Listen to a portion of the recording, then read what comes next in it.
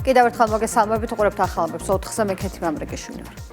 ქსელურ მარკეტებში ფასდაკლებული პროდუქტების სტენდები განთავსდა. მომხმარებლები დღეიდან 15 სახის პროდუქტის შეძენას ფასდაკლებით შეძლებენ. ფასდაკლება ყველა დიდ ქსელურ მარკეტში მოქმედებს. ქსელური მარკეტების წარმომადგენლებმა გაითვალისწინეს ის რეკომენდაციები, რომლებიც ფასწარმოქმნის შემსწავლელმა საპარლამენტო კომისიამ სამთვიანი მუშაობის შედეგად დასკვნაში გაწერა. ფასდაკლება მუდმივად იმოქმედებს, პროდუქტების სია კი ყოველკვირეულად განახლდება. ფასის კლება პირველადი მოხმარების სასურსათო კალათას შეეხო.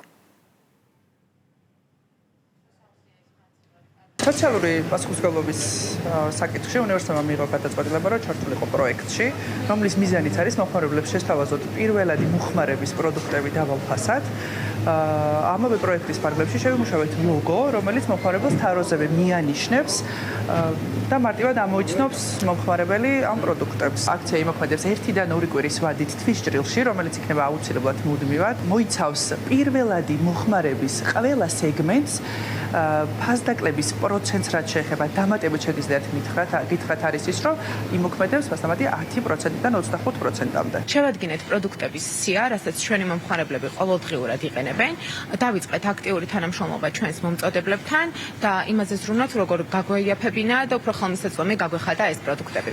ამ თანამშრომლობის საფუძველზე 7 მაისიდან დავიწყეთ აქცია, რომელიც ყოველკვირეულად განახლდება და მომხმარებელს საშუალებას მისცემს ეს პროდუქტები შეიძინოთ უფრო მეტად ხელმისაწვდომ ფასად და ყოველდღიური საყიდლები უფრო მეტად მომგებიანი გახადონ. აქცია ყოველ ხუთშაბათს განახლდება და განახლდება კატეგორიები ფასებთან ერთად. შესაბამისად, ამ პროდუქტების შესახებ ანონსს ჩვენ სოციალურ ქსელში ნახავს მომხმარებელი, ხოლო იმისათვის, რომ დახლებზეც მარტივად იპოვონ ეს პროდუქტები მომხმარებლებმა, შევიმუშავეთ სპეციალური ვობლერების დიზაინი, რომლითაც იქნება პროდუქტები გაფორმებული. მივესალმებით ინიციატივას, რომელიც შეეხება სოციალურ პროდუქტებზე და სამოხმარებლო კალათის პროდუქტებზე ფასების კიდევ უფრო გაიაფებაზე.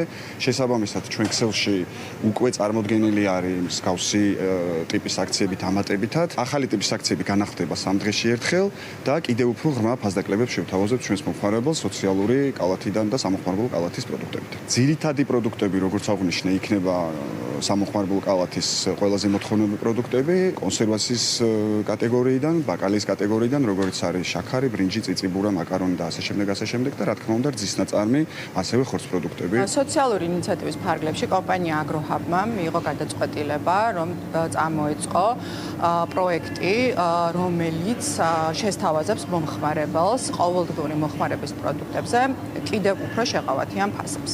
აღნიშნული პროექტის ფარგლებში ჩვენ შევქმნით კონკრეტული კატეგორია ტოპ ფასი, რომელიც საკუთარ თავში მოიცავს ისეთი პირველადი მოხმარების პროდუქტის კატეგორიებს, როგორიც არის ფქვილი, ზეთი, მაკარონი, ბრინჯი, კარაქი და ასე შემდეგ. ანუ ყველა ის პროდუქტი, რომელიც ჩვენი ყოველდღიურობის განუყოფელი ნაწილია. ქსელურ მარკეტებში პირველადი მოხმარების სასურსათო კალათზე ფასების კლების შესახებ დღეს კომენტარი მთავრობის ადმინისტრაციის ხელმძღვანელმა გააკეთა. ლევან ჟორჟოლიანის განცხადებით, მთავრობასა და ბიზნესს შორის კომუნიკაციის შედეგად გამოიკვეთა 15 პირველადი მოხმარების პროდუქტი, რომელიც ფასდაკლებით იქნება ხელმისაწვდომი. მისი განმარტებით ეს არის მოკლევადიანი შედეგი იმისათვის, რომ ფასებთან მიმართებაში გრძელვადიანი შედეგი იყოს მიღწეული, საკითხზე მუშაობა უნდა გაგრძელდეს.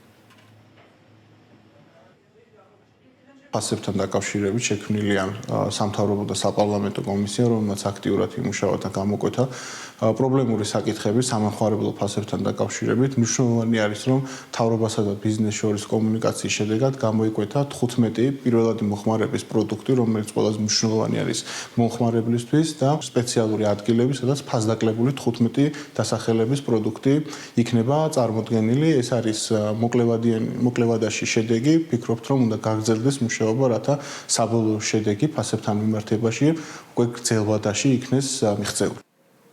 საქართველოში საქონლით საგარეო სავაჭრო ბრუნვა გაიზარდა. მაჩვენებელმა იანვარ-აპრილში 8 მილიარდ დოლარს გადააჭარბა, რაც წინა წლის შესაბამის პერიოდთან შედარებით 1.7%-ით მეტია. სტატისტიკის ეროვნული სამსახურის ინფორმაციით, რეკორდულად გაზრდილი ექსპორტის მონაცემების და პირველ 4 თვეში 2 მილიარდ დოლარზე მეტი შეადგინა. საქსტატის მონაცემებით შემცირებულია იმპორტის მაჩვენებლები. ახალი ისტორიულ მაქსიმუმამდე გაიზარდა მთლიანი ექსპორტის მაჩვენებელი საფონდისა იანვარ-აპრილში 2.440 მილიონ დოლარამდე არის ეს მაჩვენებელი, რაც 21%-იანი ზრდა არის. საქართველოს აგრძელებს ძლიერ ეკონომიკურ ზრდას და ძლიერ ზრდას საგარეო ვაჭრობაში ექსპორტის კომპონენტში. ექსპორტი არის ჩვენი პრიორიტეტი საექსპორტო პოტენციალის განვითარება და ბუნებრივია ყოველივე ეს საბოლოო ჯამში გვაჩვენებს დადებით შედეგებს ეკონომიკური ზრდის მიმართულებით. საქართველოს მორიგი საერთაშორისო აღიარება დემოკრატიის აღქმის 2026 წლის ანგარიშის მიხედვით ჩვენი ქვეყანა მთავრობის გამჭვირვალობით ევროპაში ერთპიროვნულად ლიდერობს და ევროპის ერთადერთი სახელმწიფოა, სადაც მთავრობის გამჭვირვალობა დადებითად არის შეფასებული. არჩევნების პოზიტიური გავლენით საქართველოს ევროპაში მეორე ადგილზეა. ამ თვალსაზრისით ჩვენი ქვეყანა ევროპის და ჩრდილოატლანტიკური ალიანსის ქვეყნების საუკეთესო სამეულშია და უნგრეთთან და ამერიკის შეერთებულ შტატებთან ერთად. გლობალური აღქმის ინდექსით კი საქართველოს ევროპის 20 საუკეთესო ქვეყანას შორის არის. ამ ყველაზე ცუდი შეფასება ევროპის მასშტაბით უკრაინას, რუმინეთს, რუსეთს, საფრანგეთს, სერბეთს და საბერძნეთს აქვს. დემოკრატიის აღქმის ინდექსით საქართველოს უსწრებს ევროკავშირსა და ნატოს წევრ არაერთ სახელმწიფოს. გამჭვირვალობა არის ჩვენთვის პრიორიტეტი. ამ მიმართულებით საქართველოს აქვს აღნიშნული ინდექსით მოწინავე პოზიციაზე ევროპაში. ეს გამოწვეული არის იმ რეფორმებით და გადაწყვეტილებებით, რომელიც მთავრობის მიერ იქნა მიღებული. პირველ რიგში ეს ეხება მთავრობის მიერ ყველა განკარგულებისა თუ დადგენილების ნებისმიერი ბრძანების საჯაროდ გამოტანას და გამოქვეყნებას, რითაც ჩვენ რა თქმა უნდა პირველ რიგში ვაზღვევთ კორუფციულ რისკებს. ნებისმიერ დაინტერესებულ პირს შეუძლია ნახოს თუ რა გადაწყვეტილებებს იღებს მთავრობა და ამასთან დაკავშირებით თავისი მოსაზრებები წარმოადგინოს. პარლამენტის თავმჯდომარემ კათოლიკოს პატრიარქს შიო მესამეს აღსაყდრება დღეს საპარლამენტო ტრიბუნიდან მიულოცა. შალვა პაპუაშვილმა პლენარული სხდომა პატრიარქის გამორჩევისა და ინტრონიზაციის შესახებ საუბრით გახსნა. მან შიო მესამეს უსურვა მისი პატრიარქობის ჟამს სრულად აღსრულებული იყოს ის მთავარი ღირებულებები, რომლებიც ქრისტიანულ რწმენაშია ჩადებული. მინდა მიულოცო მის უწმინდესობას და უნეტარესობას. აღსადრება მინდა უსურვო, რომ ეს ძიმე ჯვარი მას, რომელიც მან გადმოიბარა ჩვენი წმინდა პატრიარქისგან, ილია მეორისგან, ეტარებინოს ისე, რომ მართლად აღსრულებული იყოს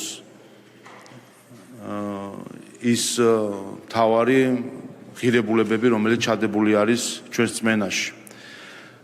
გუშინ იყო დიდი სიხარული ჩვენი საზოგადოების. ვიყავით მომსწრე ისეთი მომენტისა, რომელიც იშვიათად ხდება ხოლმე ადამიანის ცხოვრებაში და ყველა რა თქმა უნდა განსაკუთრებული სიხარულით ვიყავით და ვრჩებით აღსული და მინდა ყველას გისურვოთ, რომ კიდე მრავალი წელი ჩვენი ეკლესიის საჭეთრყობლად მოგვეხსენიებინოს შიო მესამე მისი უწმინდესობა და უნეტარესობა. მინდა თქვენი სახელით მიულოცო მას და სრულიად საქართველოს ეს განსაკუთრებული უდიდესი დღე. ანტიეროვნული ძალების შეტევა ეკლესიაზე, რაც ოპოზიციისა და მათი აქტივისტების თავდასხმის განსაკუთრებული სამიზნე პატრიარქი შიო მესამეა. სახელმწიფო გუნდში აცხადებენ, რომ კოორდინირებული კამპანიის მიზანი ავტორიტეტული ინსტიტუტის დისკრედიტაცია და ეკლესიის როლის შესუსტებაა. მართლ პარტიაში აღნიშნავენ, რომ ანტიეროვნული ძალები გარედან მიღებული დავალებების შესაბამისად მოქმედებენ. ეკლესია იყო ფუნდამენტი, განუყოფელი ნაწილი ჩვენი სახელმწიფოებრიობის, ჩვენი იდენტობის და ამიტომ რასაც აკეთებენ ესენი, ეს უბრალოდ ეკლესიას კი არ უტევენ. უბრალოდ ეკლესიის შეურაცხყოფას, ეკლესიის წარმომადგენლების შეურაცხყოფას კი არ აკეთებენ. ისინი ცდილობენ სახელმწიფოს ფუნდამენტის გამოცვლას.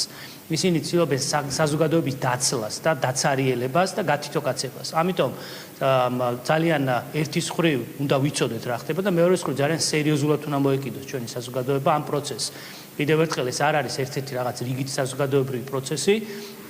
ეს ჩემი გადმოსახედიდან არის ძალიან საშიში თავდასხმა იმისა, რომ ეკლესიის რეპუტაციის შებრალვასთან ერთად ასევე დაანგრიონ სახელმწიფოებრიობის ფუნდამენტი. მიუხედავად იმისა, რომ ისინი დამარცხდნენ არა მხოლოდ ახალ პატრიარქთან და თქვათ მის ნაბიჯებთან, მის შემართებასთან, მის სიწმინდესთან, არამედ დამარცხდნენ ქართველი ერის ნებასთან. როგორც აღნიშნე, ეს არა მხოლოდ სინოდის ნება იყო, რომ ის გამختარიყო საქართველოს პატრიარქი, მას მართლმადიდებლების უმეტესი ნაწილი მხარს უჭერდა საქართველოში. ისინი ცდილობენ, რომ მაინც რაღაცა შავი ლაქა შეიტანონ ამ ძალიან წმინდა საქმეში, ამ ძალიან კეთილშობილ საქმეში, როდესაც თითქმის ერთსულოვნება იყო და გამოირჩა ეს პატრიარქი, მაგრამ არაფერი გამოუვათ. ისინი ყოველთვის ცდილობენ ხოლმე რაღაც ყველანაირი დისონანსის შეტანას, თუ სადმე დაინახავენ, რომ ქართველები რამეში მაინც ერთად ვგავართ. უცხოეთიდან დაფინანსებული ძალები საქართველოში კვლავ აგრძელებენ ეკლესიის წინააღმდეგ მოქმედებას, კონკრეტული განცხადებებით, სტატუსებით, ისინი ცდილობენ ჭრილი მიაყენონ იმ უდიდეს მოვლენას, ისტორიულ მოვლენას, რაც გუშინ ჩვენ ყველამ ვიხილეთ. ეკლესია წარმოადგენს ჩვენი სულიერების სადარაჯოზე მდგომ უდიდეს ძალას. სწორედ ეკლესიის წინააღმდეგ მოქმედება თვლიან როგორც ქვეყნის ფარგლებს გარეთ, ასევე რადიკალური ჯგუფები ქვეყნის შიგნით, რომ არის ის გზა, რითაც შეძლებენ შეარყიონ ქართული სახელმწიფოებრიობის საფუძვლები. საქართველოს კათოლიკოს პატრიარქს აღსახდრება სულ 20-ს მსოფლიო პატრიარქი, როგორც მისაულის წერილში აღნიშნული, მსოფლიო პატრიარქმა შიო მესამეს კულტფილი მილოცვა გაუგზავნა, ხანგრძლივი კურთხევი და ნაყოფიერი მსახურება უსურვა.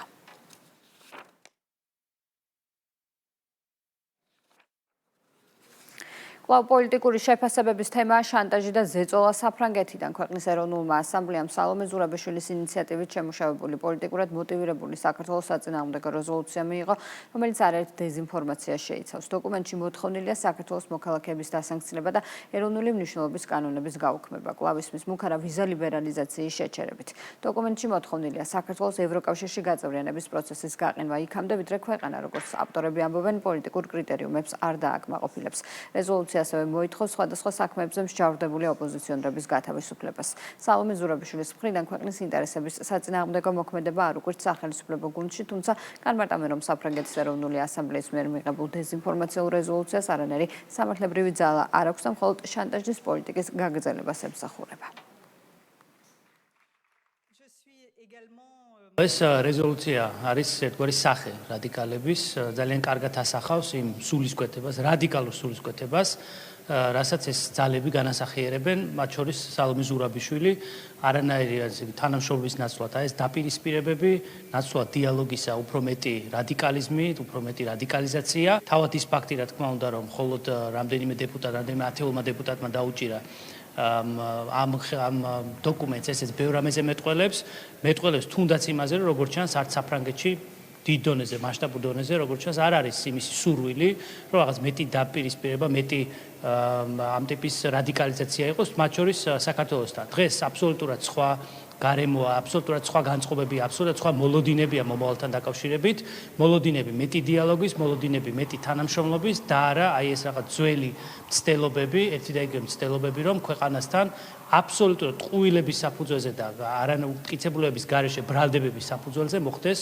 მეტი ურთიერთობების უფრო მეტად გაფუჭება. ყოველგვარ ღირებულებას მოკლებულია ის რეზოლუცია და ზოგადად რეზოლუციები, სადაც სიმართლეზე არ საუბრობენ რეზოლუციის ავტორები და ცდილობენ ძალმომრეობით ქვეყანაზე მოახდინონ ზემოქმედება, სანქციებით ქართველ ხალხს და ქართველი ხალხის მიერ არჩეულ ხელისუფლებას აიძულონ ისეთი ქმედების შესრულება, რაც არ შედის ქართველი ხალხის ინტერესში. სალომე ზურაბიშვილი, რომელიც იქ იმყოფებოდა, იყო ამ რეზოლუციის როგორც ჩანს ერთ-ერთი ინიციატორი და ავტორი, შესაბამისად უკვე ცხადზე ცხადია, რომ წარმოუდგენელია რეზოლუცია, რომლის ინიციატორიც გახლავთ სალომე ზურაბიშვილი, იყოს რაიმე ფორმით ობიექტური და ეს ყველაფერი ჩვენმა საზოგადოებამ ძალიან კარგად იცის. კიდევ ერთი მორიგი რეზოლუცია არის, რომელიც არ ეფუძნება არც ფაქტებს და რომელიც არის კიდევ ერთხელ იმ ჭორაობის და იმ ასე ვთქვათ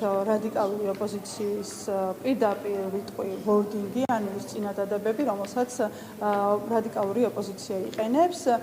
ყველაზე ცუდი ამ რეზოლუციის მიღება თუ განხილვაში არის ის, რომ მისი ავტორი, მისი შემოქმედი, მისი დამყენებელი და ლობისტი არის ქართველი. საფრანგეთის ამ პარლამენტის ამ რეზოლუციას ხელი შეუწყო თუ ინიციატორი არ იყო საქართველოს ყოფილმა პრეზიდენტმა სალომე ზურაბიშვილმა და კიდევ ერთხელ დაადასტურა, რომ მთელი მისი საქმიანობა როგორც პრეზიდენტის პოსტზე და მე უკვე შემდგომში პოსტ-პრეზიდენტობის პერიოდში დაფუძნებული არის ქართველი ერის საწინააღმდეგო ნაბიჯების გადადგმაზე, რაც არის ძალიან ცუდი და სამწუხარო, მაგრამ ამასაც მივეჩვიეთ.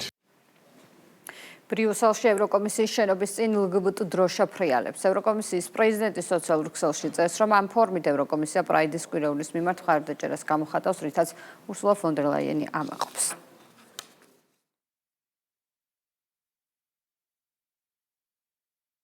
ევროკომისია ამაყია პრაიდის კვირეულის სიყვარულის, იდენტობის, სიმამაცისა და ერთობის დღესასწაულია. წელიწადის ყოველ დღეს კი ჩვენ ბევრს მუშაობთ, რათა ევროპა იქცეს სივრცედ, სადაც თითოეულ ადამიანს შეიძლება იცხოვროს თავისუფლად, დაუფარავად და ავთენტურად. პრემიერ-მინისტრი იურიდიული დახმარების სამსახურის ახლად დანიშნულ დირექტორს ოთარ ჩახუნაშვილს შეხვდა. მთავრობის მეთაურმა სამსახურის ახალ ხელმძღვანელს თანამდებობაზე დანიშვნა მილოცა და წარმატებები უსურვა. ოთარ ჩახუნაშვილმა ირაკლი კობახიძეს სამსახურის საქმიანობის ძირითად მიმართულებებსა და პრიორიტეტებზე დეტალური ინფორმაცია მიაწოდა. იურიდიული დახმარების სამსახური მოქალაქეებისთვის უფასო სამართლებრივი დახმარების ხელმისაწვდომობას უზრუნველყოფს. ოთარ ჩახუნაშვილი სამსახურის დირექტორად პრემიერ-მინისტრის ბრძანებით 1 მაისიდან დაინიშნა, მას საჯარო სექტორში მუშაობის მრავალწლიანი გამოცდილება აქვს. სხვადასხვა პერიოდში ოთარ ჩახუნაშვილი იყო პერსონალურ მონაცემთა დაცვის სამსახურის უფროსის პირველი მოადგილე, იუსტიციის სახლის აღმასრულებელი დირექტორი, თავდაცვის სამინისტროს რეფორმების კოორდინაციისა და მონიტორინგის დეპარტამენტის უფროსი, ასევე ხელმძღვანელობდა სახელმწიფო ინსპექტორის სამსახურის საჯარო და კერძო სექტორზე ზედამხედველობის დეპარტამენტს. ოთარ ჩახუნაშვილი არის სამართლის დოქტორი.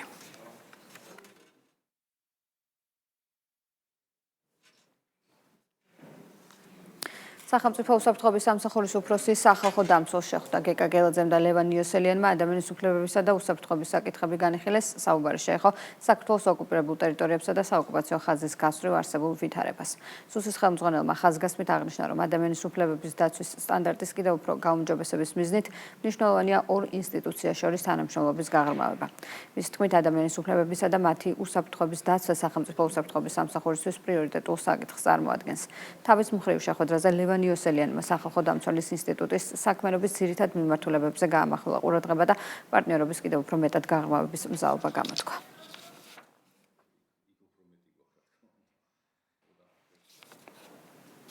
გენერალურმა პროკურორმა გიორგი გვარაკაძემ საქართველოში თურქეთის რესპუბლიკის საგანგებო და სრულუფლებიან ელჩთან შეხვედრა გამართა. მხარეებმა ორ ქვეყანას შორის არსებული პარტნიორობისა და ორმხრივი თანამშრომლობის გაღრმავების საკითხები განიხილეს. ასევე ისაუბრეს საქართველოსა და თურქეთის რესპუბლიკის შესაბამის უწყებებს შორის არსებულ ეფექტიან თანამშრომლობაზე და სამომავლო გეგმებზე. იმედი გამოითქვა, რომ აღნიშნული თანამშრომლობა ერთობლივი ძალისხმევით კიდევ უფრო გაღრმავდება.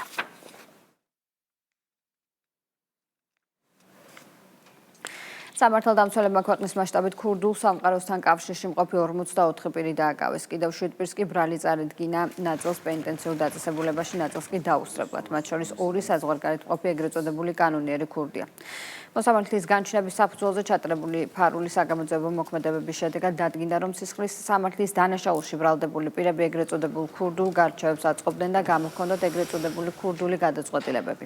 გამოძიებით ასევე დგინდება, რომ ბრალდებულები ეგრეთ წოდებულ კანონიერ ქურდებს დახმარების მიზნით პერიოდულად აწვდიდნენ ინფორმაციას თბილისში მცხოვრები იმ პირების შესახებ, რომლებისგანაც შემდგომში შესაძლებელი იქნებოდა ქურდული სამყაროს სახელით მატერიალური სარგებლის მიღება და ფულის გამოძალვა. ბრალდებულებს 15 წლამდე ვადით თავისუფლების აღკვეთა ემუქრებათ. დაკავებულები უკავშირდებოდნენ ქურდულ სამყაროს წარმომადგენლებს, მათ შორის ეგრეთ წოდებულ კანონიერ ქურდებს ლევან მარღიას და ნოდარ შუკაკიძეს, რომლებიც პირადი სარგებლობის მიღების მიზნით ეგრეთ წოდებული ქურდული წესების შესაბამისად მოქალაქეებს შორის არსებული ფინანსური და კრიმინალური სახის დავებზე იღებდნენ გადაწყვეტილებებს, რის შედეგადაც მხარეებს თანხის გადახდას აკისრებდნენ. კონკრეტული ვადების დარღვევის შემთხვევაში კი ფიზიკური ანგარიშწორებით ან სიცოცხლის მოსპობით ემუქრებოდნენ. სამართალდამცველების მიერ ჩატარებული საგამოძიებო მოქმედებების შედეგად ასევე დადგინდა, რომ დანაშაულებრივი ჯგუფის წევრები წინასწარ შემუშავებული გეგმის მიხედვით თბილისის სხვადასხვა უბანში ავტომობილებით გადაადგილდებოდნენ, არჩევდნენ კონკრეტულ პირებს და მათი ნების საწინააღმდეგოდ ინტერნეტ ბანკის საშუალებით ააქტიურებდნენ სესხებს, რის შედეგადაც საკუთარ ანგარიშზე გადარიცხვით მათ საწინააღმდეგოდ ეუფლებოდნენ დიდი ოდენობით თანხებს. ასევე ბრალდებულები ეგრეთ წოდებული კანონიერი ქურდების დახმარების მიზნით პერიოდულად აწვდენ ინფორმაციას თბილისში მცხოვრები იმ პირების შესახებ, რომლებისგანაც შემდგომში შესაძლებელი იქნებოდა ქურდულ სამყაროს სახელით მატერიალური სარგებლის მიღება და ფულის გამოძალვა. დიდმტკიცებად ამოღებულია ბრალდებულების მობილური ტელეფონები და კომპიუტერული ტექნიკა, რომელთა საშუალებითაც ისინი ერთმანეთს და ასევე უცხოეთში მცხოვრებ ეგრეთ წოდებულ კანონიერ ქურდებს უკავშირდებოდნენ. ბიჭო, რამა შენ, აი ამაზე საფლავ, აი ხო, აი ამით, აი კარგი როგორ უნდა გადამაგდო მე? როგორ უნდა დამატენო მე პადუხა? შენ ერთგვარში მოვიდა 15, ჩემი დედა გიდია. სალონიკში ჩავალ და დაობირჟავდები იქ. დაშესთან ჩავალ, მაშინ შენეს. ნო, ვეკა, მა. ამარა, შენ თავს ვიცავა განამაგმხრი. ვერაფერ ვერ დამბრიდავენ. ვეკა, უკვე ხახმა ხო იცი. ეგრეც არ არის. ფინანსთა სამინისტროს საგამოძიებო სამსახურის თანამშრომლებმა ადიგენისა და წალკის მუნიციპალიტეტებში კორუფციული ფაქტები გამოავლინეს. დაკავებულია 3 პირი. ადიგენში დიდი ოდენობით ქრთამის აღების ფაქტზე დაკავებულია ზანავის ადმინისტრაციულ ერთეულში მერის წარმომადგენელი, ხოლო ქრთამის აღებაში დახმარების ფაქტზე 1 მოქალაქე. წალკის მუნიციპალიტეტში კი ქრთამის აღების ბრალდებით დაკავებულია სამების ადმინისტრაციულ ერთეულში მერის წარმომადგენელი. ძალიან კაი, კაუჩხოლის ისინი წამოვიდეს რა. ხო, ბაზარი ვერეცა. დიგარი ხინასვაც მოვაგერ. ძალიან გამომიწეტროთ იმის. მაგის მოვისით. ის მოვიხოთ. თუ გინდა გადათვალეს, მაგრამ ძალიან გამოვიტანე იმასაც. ხო, ვიღაცა მოვიდა, ეუბნები რომ ანუ მამილანი ხელადზე საუბრ ბიზნეს სტუდენტი ვარ. იცავთ, დამთავრდა. ესე იგი პრიმალდე, კაი, მირეკო მე. უნდა მოვიდას 24 საათზე თანამშრომელი მე მაგას გავაფრთხილებ, რომ ენზონას მისაწავლა გავფრთხილებ მე ხალხი მყავს და მიაქციეთ ყურად. აი ეს ნაუ. ასე მომართი. 200. 300. 500. 500. 600. 700.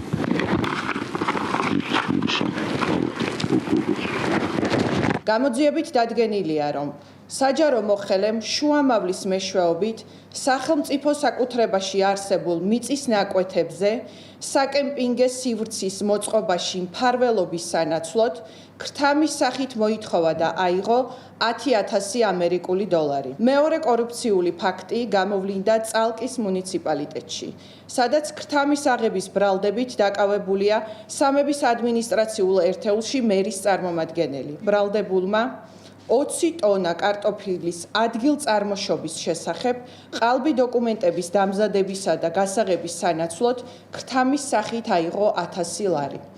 საჯარო მოხელე დანაშაულის ჩადენის დროს იქნა დაკავებული. ამ შემთხვევაში სასჯელი ქრთამის აღებისათვის თავისუფლების აღკვეთას 6-დან 9 წლამდე ვადით ითვალისწინებს.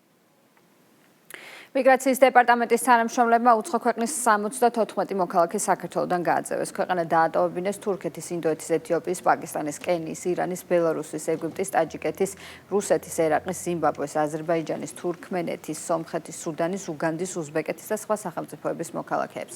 მოქმედი კანონმდებლობის შესაბამისად გაძევებულ პირებს ქვეყანაში შემოსვლის აკრძალვა დაუწესდათ.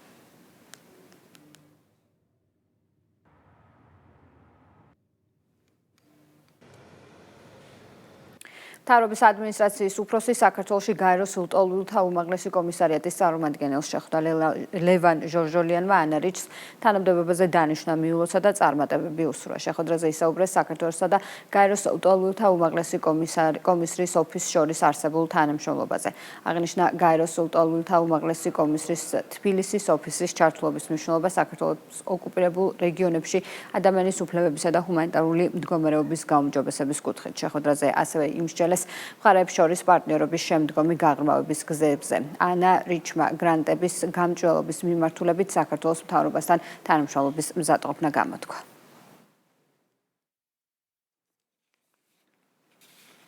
აჭარის მთავრობის თავმჯდომარე ზურაბ პატარაძე საქართველოს განათლების, მეცნიერებისა და ახალგაზრდობის მინისტრს გივი მიქანაძეს შეხვდა. გივი მიქანაძემ ზურაბ პატარაძეს ახალ პოზიციაზე საქმიანობის დაწყება მიულოცა. მინისტრმა აღნიშნა, რომ პატარაძეს მრავალწლიანი წარმატებული საქმიანობის გამოცდილება ქმნის საფუძვლიან მოლოდინს, რომ რეგიონში არაერთი მნიშვნელოვანი პროექტი განხორციელდება, როგორც საგანმანათლებლო, ისე სხვა მიმართულებებით.